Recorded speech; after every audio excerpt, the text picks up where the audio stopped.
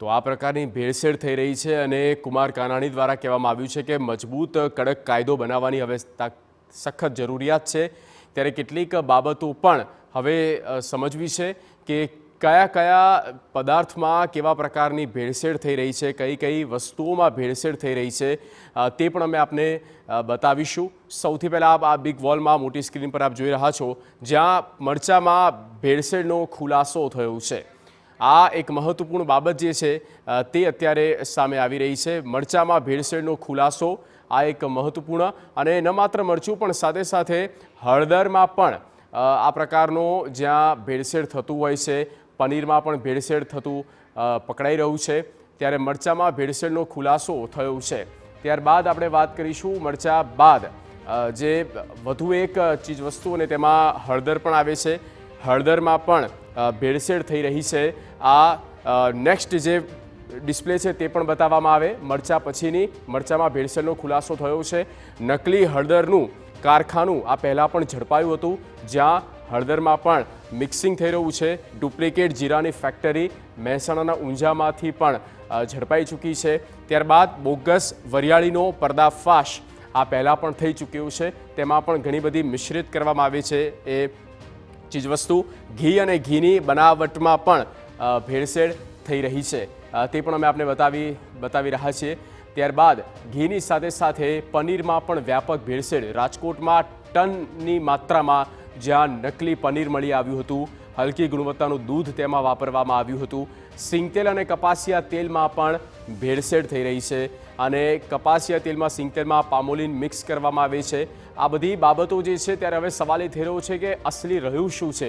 તમામ ચીજવસ્તુમાં ક્યાંક ભેળસેળ, ક્યાંક નકલી પદાર્થ કે પછી કેમિકલ કે કલર તે મિક્સ કરવામાં આવે છે, મિશ્રિત કરવામાં આવે છે, અને લોકોને પધરાવી દેવામાં આવે છે, અને લોકો પણ મજબૂરીના મારે તેને સાચું સમજીને તે આરોગી લે છે।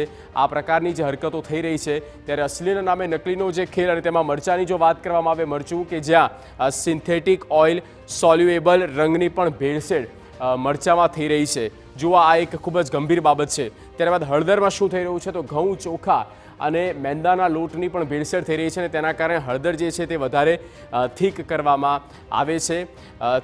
એ તમામ જે ચીજવસ્તુઓ છે તે હાલ અત્યારે સામે આવી રહી છે। આ પ્રકારનો નકલીનો ખેલ ચાલી રહ્યો છે, લોકોના આરોગ્ય સાથે રીતસરના આ ચેડા થઈ રહ્યા છે। ત્યારે હવે વાત કરીએ જીરુની વાત કરવામાં આવે તો હલકી ગુણવત્તાવાળી વરિયાળીનો પણ ઉપયોગ થઈ રહ્યો છે। જીરું મહેસાણાના ઊંઝાથી પકડાયું હતું। બ્રાઉન પાવડરનું કોટિંગ કરીને તેમાં ભેળસેળ કરવામાં આવતી હતી, અને તેનો પણ પર્દાફાશ થયો। ઘીની વાત કરીએ તો બટાકાનો માવો અને ડાલડા ઘીની પણ ભેળસેળ થઈ રહી છે। આ તમામ બાબતો જે છે તે સામે આવી રહી છે, અને ડાલડા ઘીનું મિશ્રણ પણ ઘીમાં કરવામાં આવી રહ્યું છે। આ પ્રકારની વર્ષોથી આ જ સ્થિતિ છે, પણ કોઈ કડક હાથે કામ લેવામાં નથી આવી રહ્યું, તે પણ હકીકત છે। તેલની વાત કરીએ તો સિન્થેટિક અને એલિસોથિયાસાઇનેટની પણ આ એક કેમિકલ છે, અને તેની પણ ભેળસેળ તેલમાં કરવામાં આવે છે, અને એ તેલ અસલી લાગે સ્વાદમાં પણ। વ્હાઇટ ઓઇલ, સ્વીચ ઓઇલ અને સ્પિન્ડલની પણ ભેળસેળ તેલમાં થઈ રહી છે।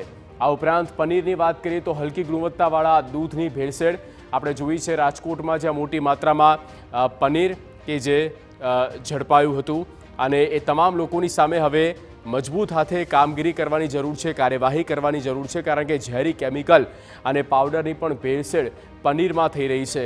આ સાથે એક હમણાં જે પ્રકારે અહેવાલ આવ્યા હતા કે આઈસ્ક્રીમમાં પણ આ જ પ્રકારની ભેળસેળ થઈ રહી છે।